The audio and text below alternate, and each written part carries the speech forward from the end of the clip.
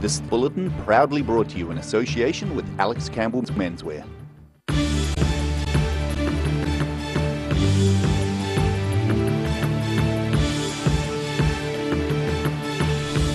Tonight on the South Today, Otago midwives join a nationwide protest calling for a new funding model for maternity, which was last reviewed in 2007. An Invercargill resident takes his concerns about boy races to the City Council. And 4 independent midwives in Queenstown quit, and more are threatening to leave if their pay rates are not increased.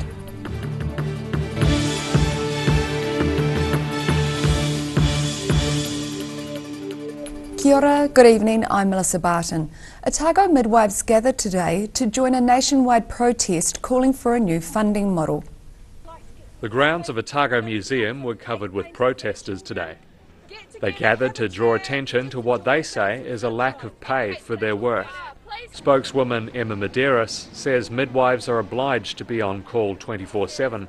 And they feel their pay rates should reflect that. Our College of Midwives and our Midwifery Council have been petitioning National for many, many years to have our pay reviewed, which hasn't changed since 2007. Other sizable turnouts happened across the country. About 200 midwives marched on Parliament in Wellington, and other groups rallied in Wanaka, Queenstown, Balclutha and Oamaru. And we will have more on the midwives' protest later in this bulletin. 3 cycle trails in Otago are to receive a government payout for their upkeep.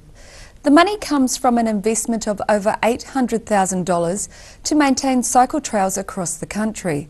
The funding includes around $80,000 for the Roxburgh Gorge and Clutha Gold Trails, around $15,000 towards the Queenstown Trail and $14,000 for the Alps to Ocean Cycle Trail. An Invercargill resident is fed up with dangerous drivers using the street outside his home as a burnout pad. Richard Peterson has dealt with boy races near his Nicol Street home for 9 years, and this week took his grievances to the City Council. Sharon Rees reports. During the week, this Invercargill intersection seems fairly quiet, but Nicol Street residents are telling a different story.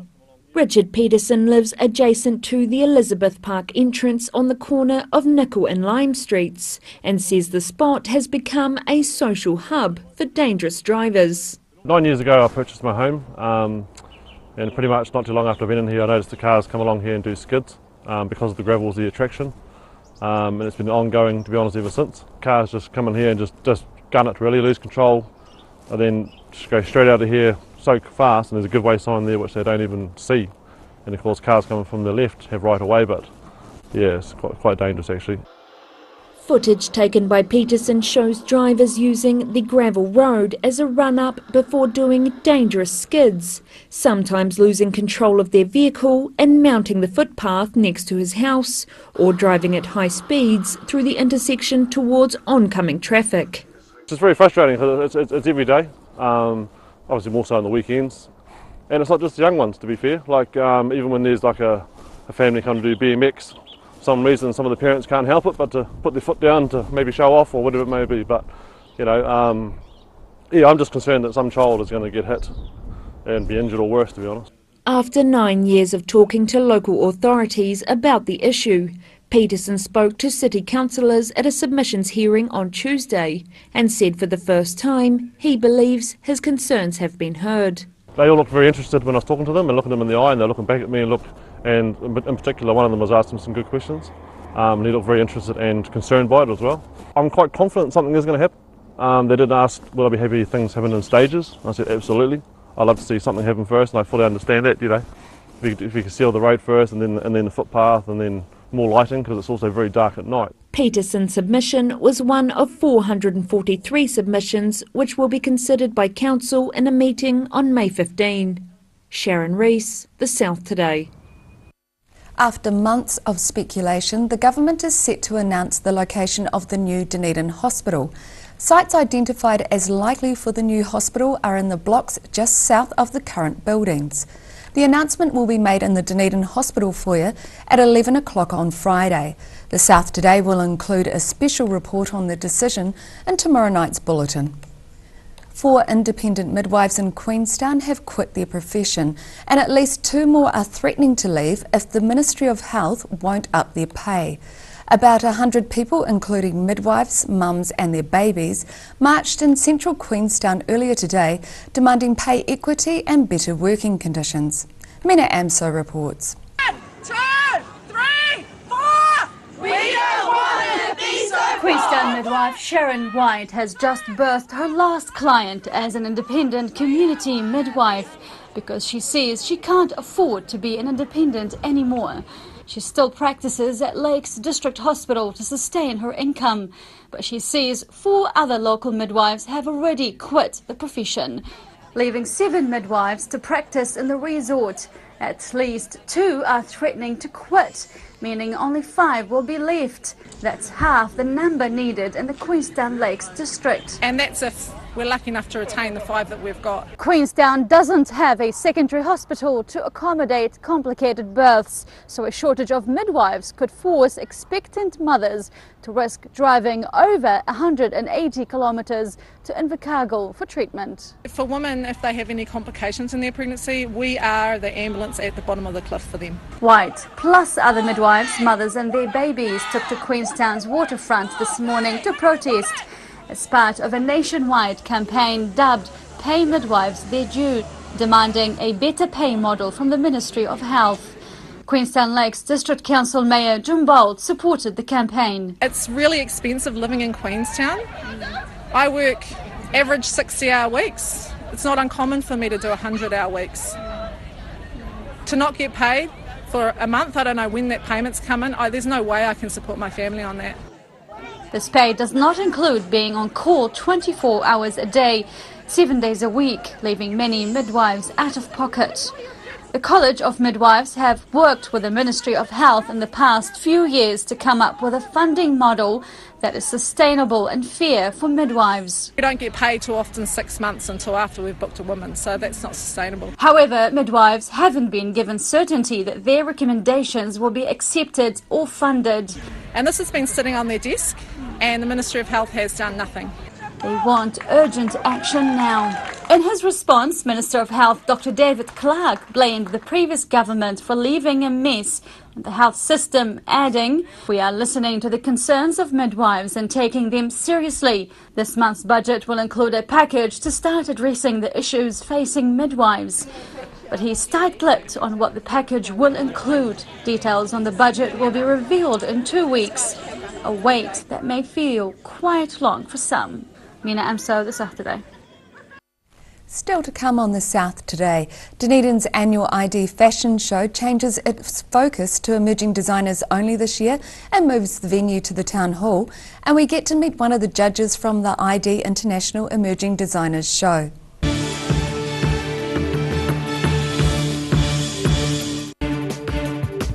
For all your news from the southern regions as it happens, go to our Facebook page. The South Today, connecting you with your community thanks to New Zealand On Air. Why wait for seed to germinate? Why not do it the smart way? For instant results, call Ready Lawn today, or for more information, go to readylawn.co.nz.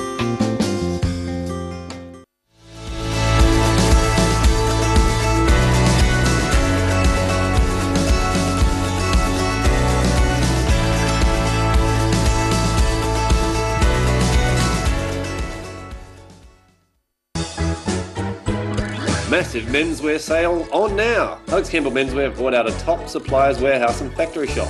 Nothing but bargains for you. Hurry in, South Dunedin store only.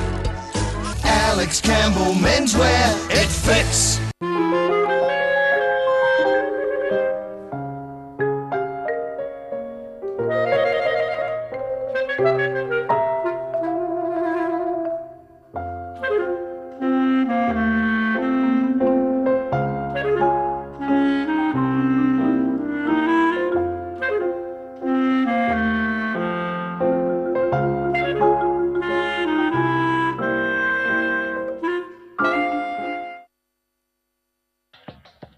At Action Engineering, the team make their mark as innovators in engineering because they don't just make things, They provide solutions.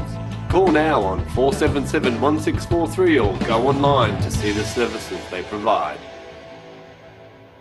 Garrador Dunedin, delivering quality stylish garage doors in Dunedin for over 15 years. New doors, replacement doors, repairs and maintenance are all part of Garrador's quality service. Garrador Dunedin offers a full range of modern quality doors to suit any home. Come visit the team at 553 Kaikoura Valley Road. Visit www.garrador.co.nz or call us on 488 5676.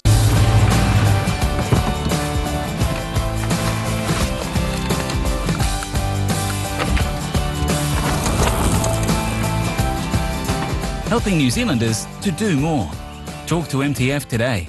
At the Hard to Find Bookshop, we sell quality books on all subjects from the rare to the recent, and where viable, we will come to you. We have a great reputation for integrity and honesty, so if you're downsizing or sorting an estate and have books to sell, contact us.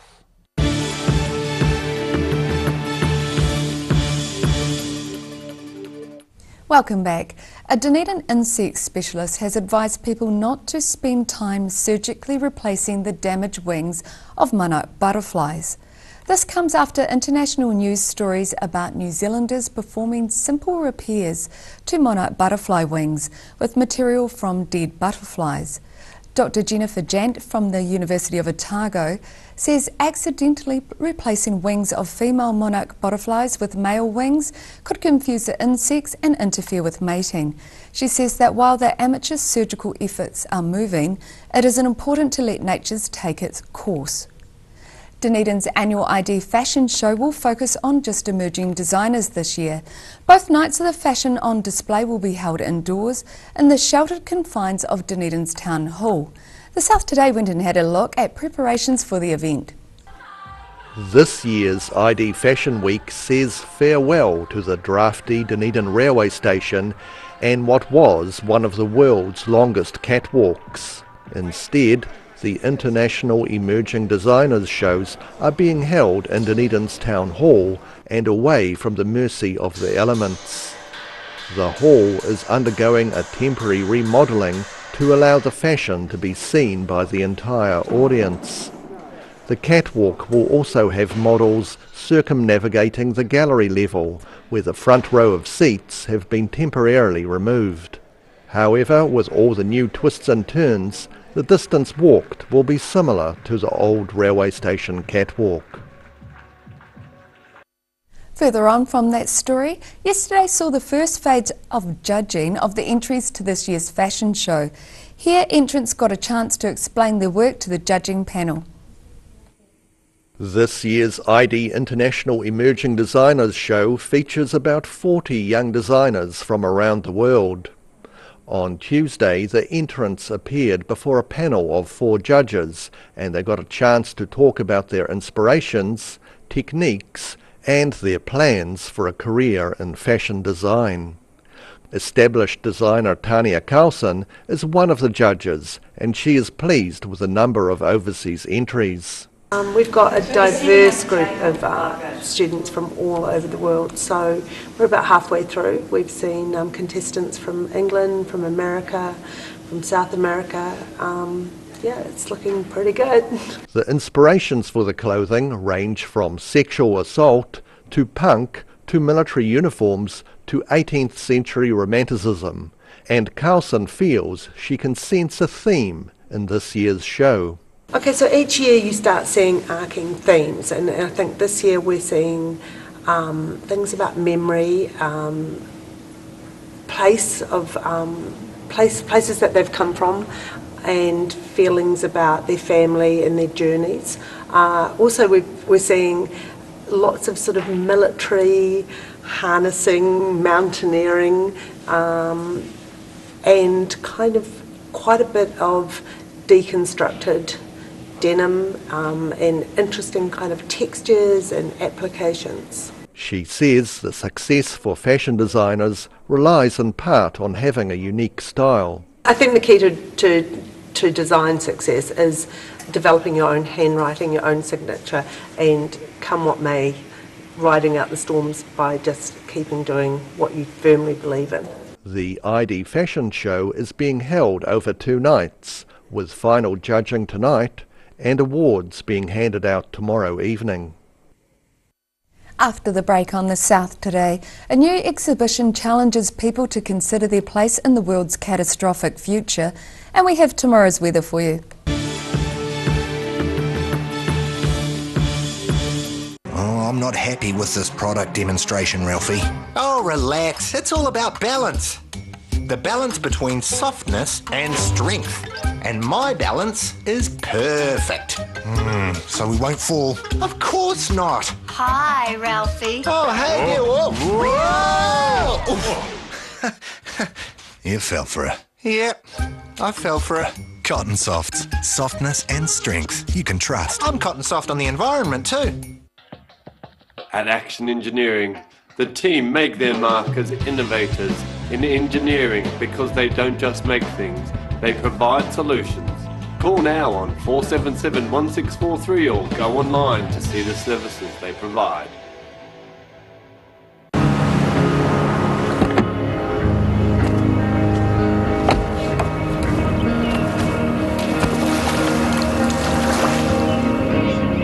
Helping New Zealanders to do more.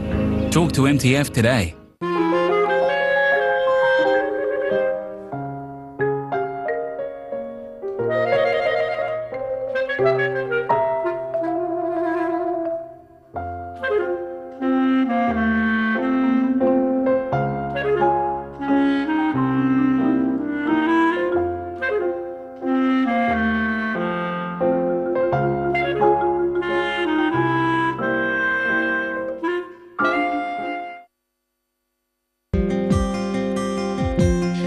Wait for seed to germinate. Why not do it the smart way? For instant results, call Ready Lawn today, or for more information, go to readylawn.co.nz. Massive menswear sale on now. Alex Campbell Menswear have brought out a top suppliers warehouse and factory shop. Nothing but bargains for you. Hurry in, South Dunedin store only. Alex Campbell Menswear, it fits. At the Hard to Find Bookshop, we sell quality books on all subjects from the rare to the recent, and where viable, we will come to you. We have a great reputation for integrity and honesty, so if you're downsizing or sorting an estate and have books to sell, contact us.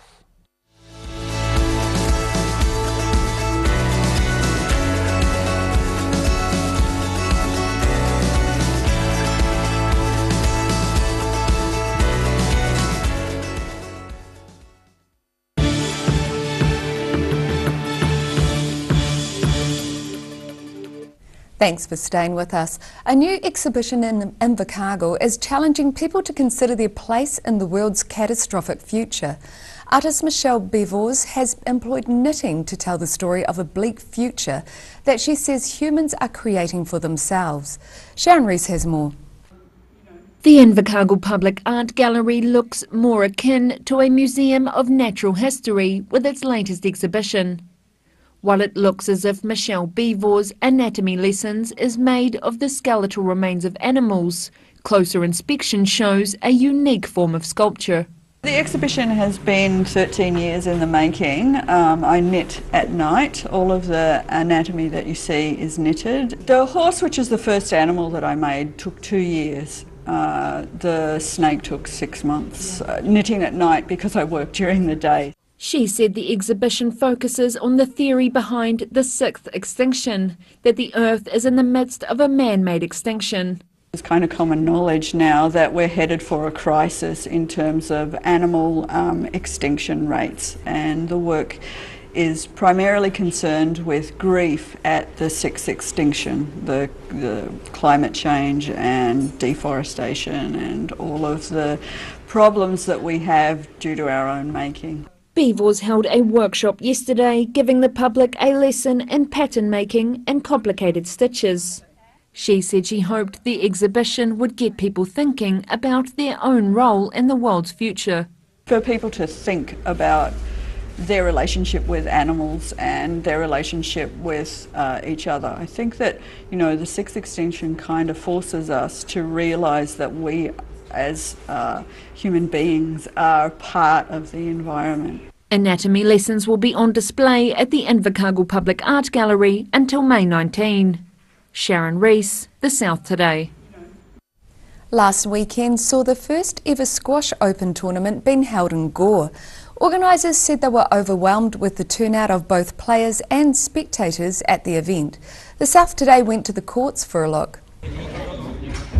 The Gore Town and Country Squash Open attracted an almost overwhelming number of players. With good prize money on offer, players came from as far afield as Christchurch and Wellington, with 6 A-grade entrants taking part. A crowd of sometimes close on 100 enjoyed watching the matches, and organisers said they were keen to try and arrange a similar event for next year. Police today released the name of a woman who died in what is believed to be a single vehicle crash near Edendale about 9 p.m. on April the 28th. 18-year-old Harley Patera Symes from Otaramika died instantly when her vehicle hit a stand of trees about 37 kilometres northeast of Invercargill. A service to commemorate Harley's life is set to be held in Invercargill on Friday. And now recapping tonight's top stories on the South Today. Otago midwives join a nationwide protest calling for a new funding model for maternity, which was last reviewed in 2007. An Invercargill resident takes his concerns about boy races to the City Council. And 4 independent midwives in Queenstown quit, and more are threatening to leave if their pay rates are not increased.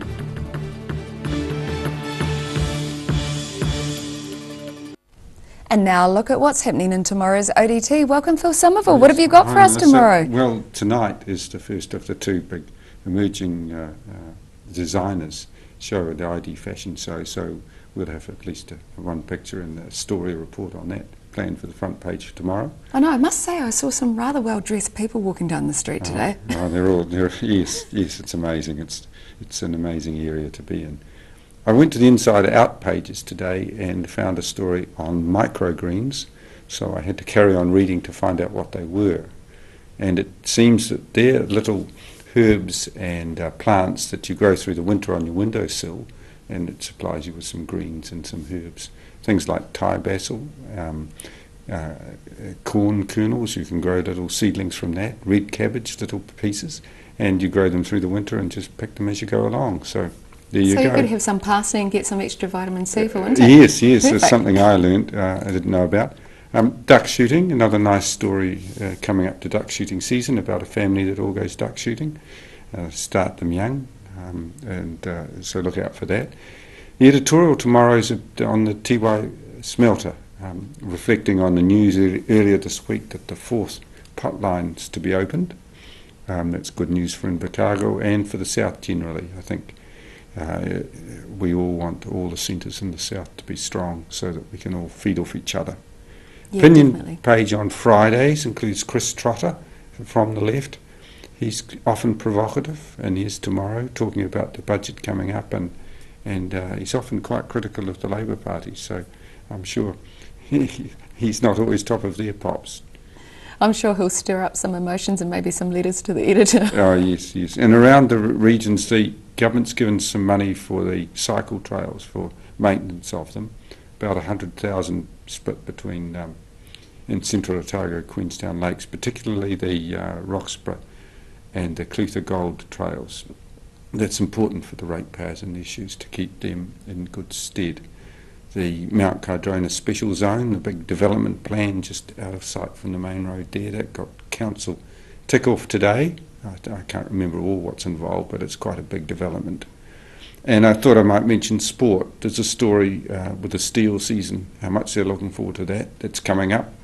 And our rugby writer talks about the Highlanders and the fact that the All Blacks who play for the Highlanders, some key players like Ben Smith and Aaron Smith, they've got to be rested for a certain number of games, and they're running out of games to rest them on, so he looks at that particular issue.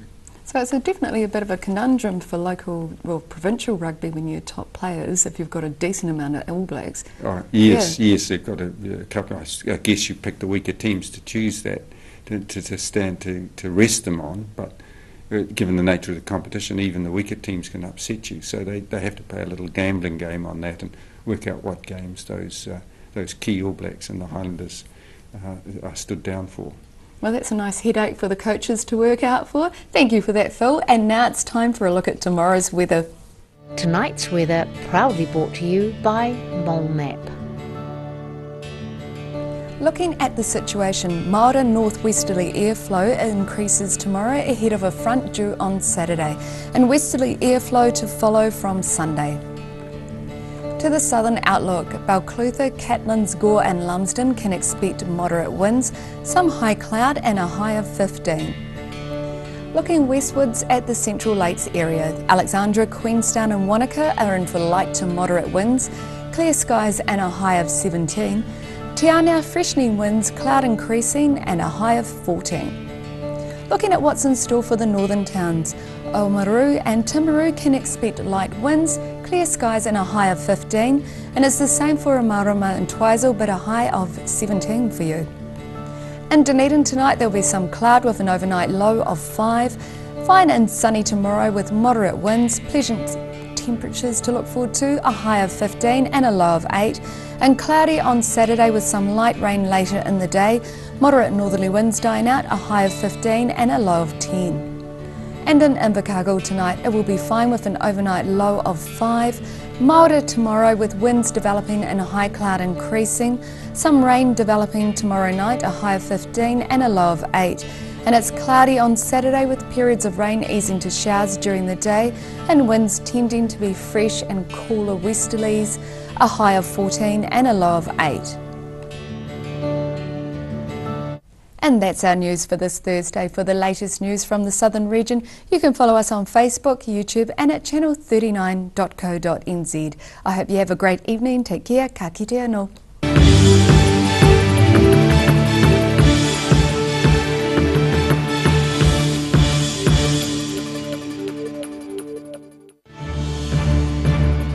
This bulletin proudly brought to you in association with Alex Campbell's Menswear.